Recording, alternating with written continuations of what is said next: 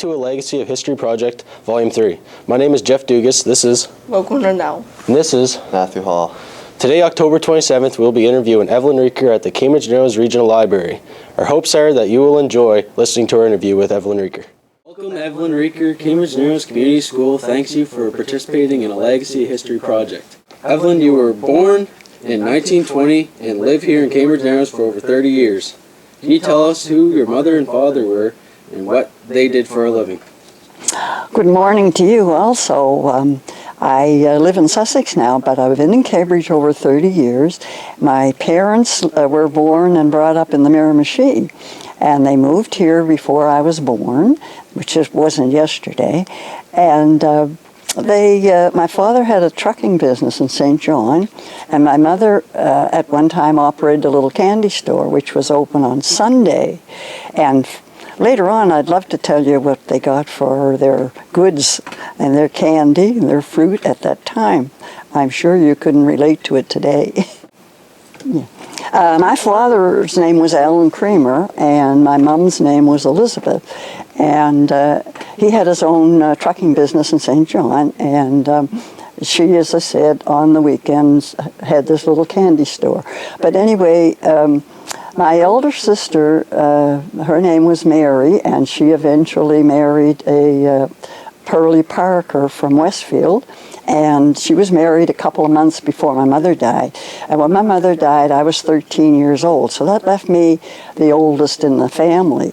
So my next sister to me, I married, of course, later on, I married Dick Hoyle, and my younger sister next to me, she, her name was Cecilia, and she joined the Army when war was out, and she was in London, England, and for a while, and she married over there, and then lived in Ontario.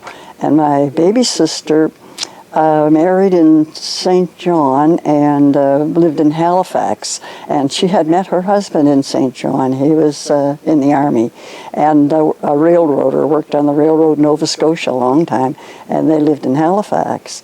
Now, they're all dead now. All of them, my husband, my two sisters, their husbands. So I'm kind of a survivor in a way.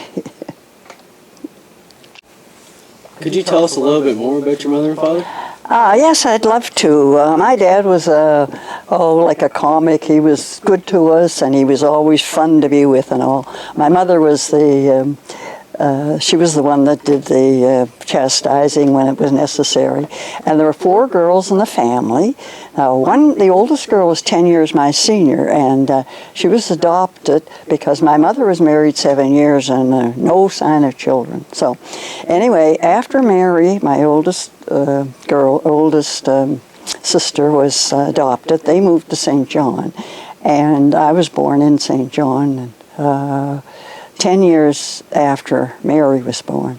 So Father had a business, and our big memory of things we just loved to do was head for the Miramichi, and they loved to head home once or twice a year. If we got home once a year, was lucky, because we had an old Ford car. Now remember, I'm talking about when I was about 9 years old, and my younger sister was about a year and a half. We were close in age, year and a half younger, and the baby sister was about 5 years younger than me.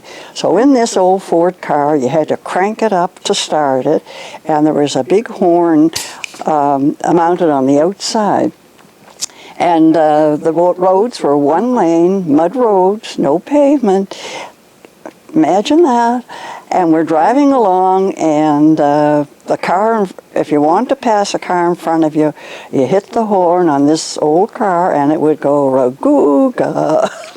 The fellow in front of you would find a wide space in the road and move over and let you pass.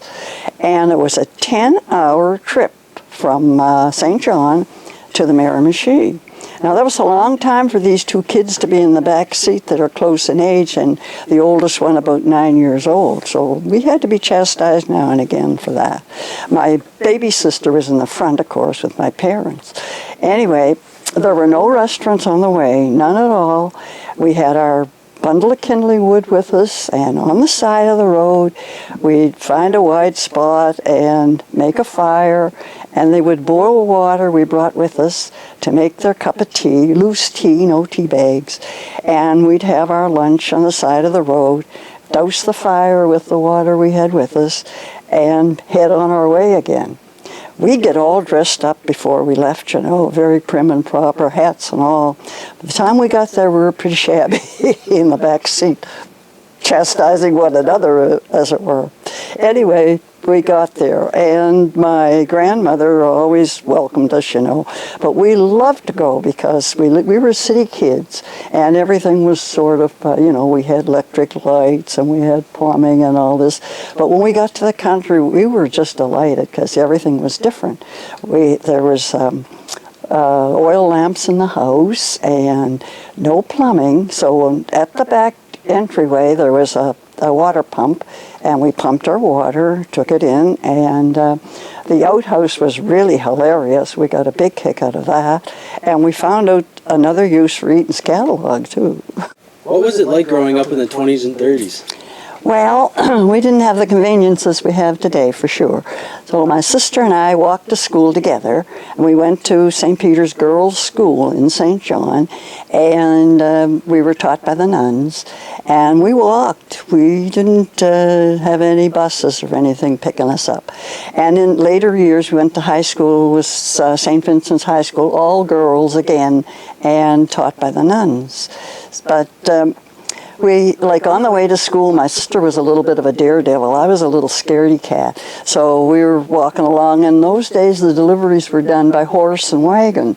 So there was a milk wagon on the street one day, and so she stopped to pet the horse. She was really great on horses. I was a little timid on the horses, so I'm backing up and telling her, come on.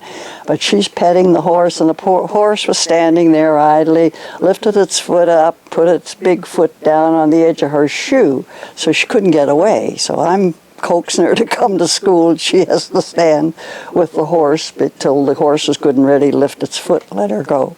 So anyway, we went to school. She was a year behind me in school, but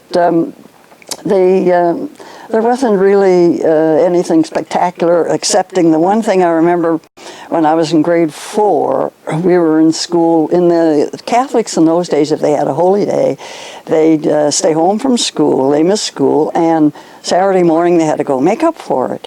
So this Saturday morning we're in school, and my friend Rita Burke from the North End and I were sitting opposite one another, and she had a whole bag of these shell peanuts.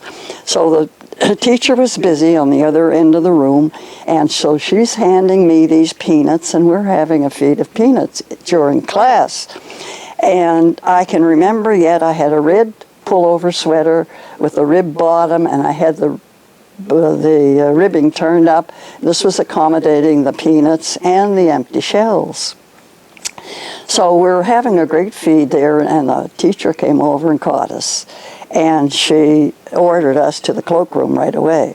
Well, we knew what was coming. She let us sweat it out for a while.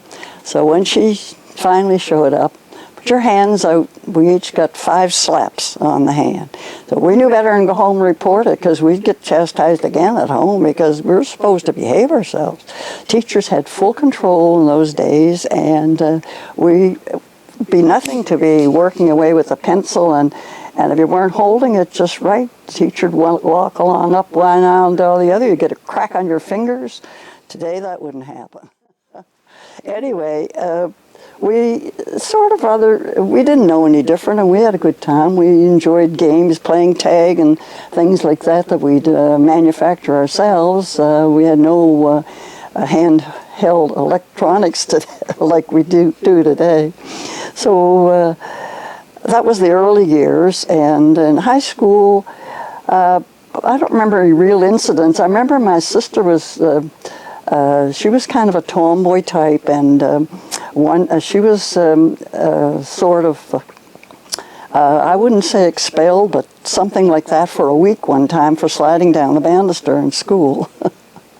Something I wouldn't think of doing. I was a prim old thing even then, Anyway, graduation, after graduation, I graduated like in June, and in November the same year got married. My dad by then had been married again. I wasn't needed as I was. Like during the high school years, I kept house and got meals and whatever. I had to go home from school, you see, so I was pretty well tied down as a kid. And so when I wasn't really needed anymore, and my husband was 10 years older than me, coaxed me to get married. This is, I'm 17, right out of school. So by the time I'm 21, I have 3 children, and I just relish those years because they were the dolls I didn't have to play with. And I'd change their clothes and dress them up 3 or 4 times a day, and really, really relished having those little ones. So we all grew up together, as it were. That's about the way to size it up.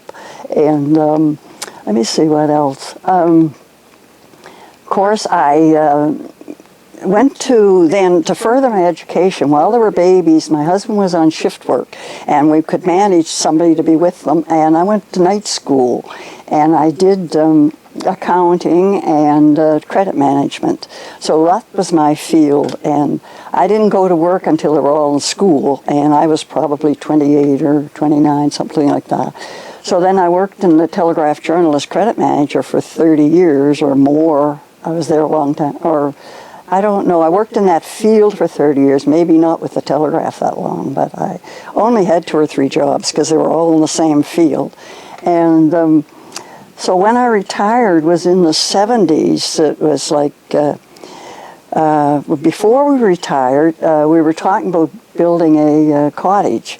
And of course, there was only one place to go. By this time, I was married the second time, and my husband was Marvin Reicker from Cambridge here. So there was only one place to look for a cottage, and to think about building a cottage, it was the Washademoik. So we had to come back to the Washademoik. So we wound up down on Amos Strait Shore. And then from then on, later we were able to pick up a property. It's 100 acres, and it was just an old farm. The buildings were kind of, there was outbuildings, but they were sort of run down and whatever. And from that, it took us 2 years. We developed the what is now known as Cambridge Narrows Campground.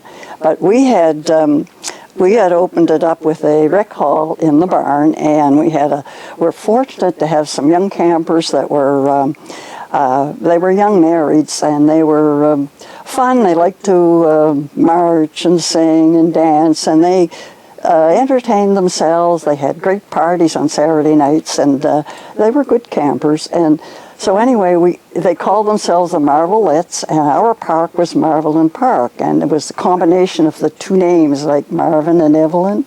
And the Marvelettes, I have a few pictures of them, and they had a good time. And we were there during the time the bridge went out with the Groundhog Gale in 1979, I believe it was, and 76 was it? Maybe 76. Anyway, yeah, that's more like it, because we were 2 years getting the campground together, and I worked a year after we opened. Evelyn Black was with us at the time, and she held the fort. And this particular day, I was coming home from work and the ferry was very unreliable. It was on while the bridge was being constructed. So I landed home one day on the other side of the lake, and the ferry broke down. And Evelyn's in the canteen waiting for me to get home, so I'm kind of in a fit. And some good soul from down Lower Cambridge had a motorboat, came up to pick somebody up at the wharf, offered me a drive. So I jumped aboard, and when we got down to the campground, there was no wharf there then, so this motorboat's out a ways, so I've had to roll up the pant legs and put my shoes in my hand and wade ashore, get back and let Evelyn go home. Anyway, another day while the ferry was on too, it was very unreliable, and Aubrey Akerley lives on the other side of the lake, was a mechanic for the city of St. John, along with my husband, who was a mechanic. And one morning, Aubrey came over to pick him up. They were going to work together. He worked 2 years after we opened, and I only worked the 1 year. Anyway, he and Aubrey were heading out to work, and by the time he got to the wharf on our side here, ferry had quit. So the pair of them, being mechanics, they had to operate on the engine to get themselves to work. That was while the ferry was on. It was on 2 years, I believe, and then we had a nice new bridge, which I think everybody appreciated. However, those were the early years, but we were very busy. While the bridge was being constructed, we fed most of those workers, and we had a big ball field with bleachers, and the school kids used to do competitions, like the different classes. I think Ann McLaughlin was principal then, and they used our ball field, and of course we fed them, and so we were pretty busy. But it was a summer operation, and we were able to close up in October, like after Thanksgiving, and get away for the winter. So we did that, and for a number of years. We did some traveling. We did a lot of traveling. We would stay 4 months in one place on the way in Florida, but the other 2 months we would travel. So we've been all over Florida pretty much. We had 2 cruises to the South Seas, which were a nice experience, and we had in the 90s we had a trip to Europe, with a bus tour all around Europe, which was interesting, an eye-opener when you compare it to the way we live and all. We really enjoyed ourselves.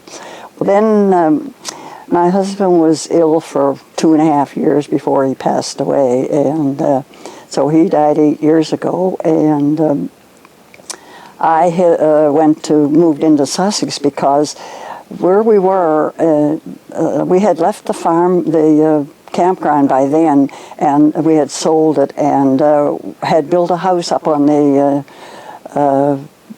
Lakeview Road, and I was by myself, and I could look out and see my neighbors in the distance because we were sitting on 5 acres, but there was nobody near, and I was a little fearful of being alone at night in case someone came to the door. So I talked myself into getting out of here and moving to town. But Cambridge was always high in my memory, and the one thing that I notice and really approve of is lately when they bought this Pines Park, because at the time, we were long gone when this happened, but at the time there was a lot of controversy whether or not the council should spend the money for it. But it's a beautiful green area in the middle of a growing village, and I'm real happy about that. So that sort of covers some of the changes as we age. Can you tell us about growing up in the early years?